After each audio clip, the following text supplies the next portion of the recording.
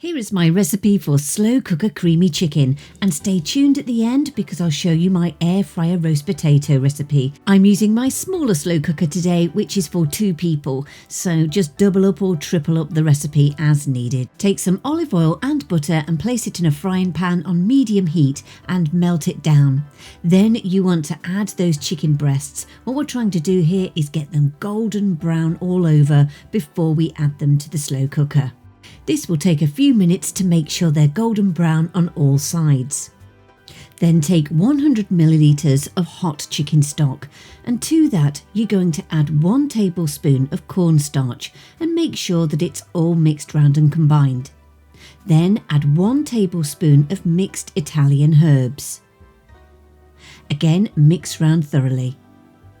Then set to one side. Then take those chicken pieces and add them to the slow cooker along with any of the juices from the frying pan.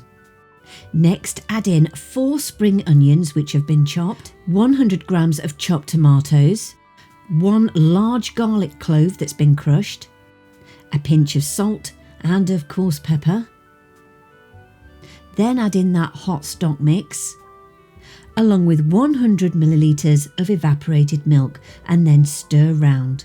Then cook for around about 3 to 4 hours. This is dependent on the size of your slow cooker and of course the temperature it gets to. So whilst the chicken is cooking away, let me show you how I make my air fryer roast potatoes. I had some potatoes spare from the night before, so to it I've literally just added some sunflower oil, some garlic and some rosemary, and then I mix it round and let it infuse for a good couple of hours to get those flavours in, and just pop a plate on top. When the casserole is nearly ready, I just pop those in my air fryer at around about 200 for around about 10 minutes or until they're really golden and crispy. Now you can have this with many things like pasta, rice, mashed potato, roast potatoes, chips, you name it. But this really is a delicious dish and I'm sure your family are going to love it. Don't forget to subscribe to my channel so you know where to find this and other delicious recipes.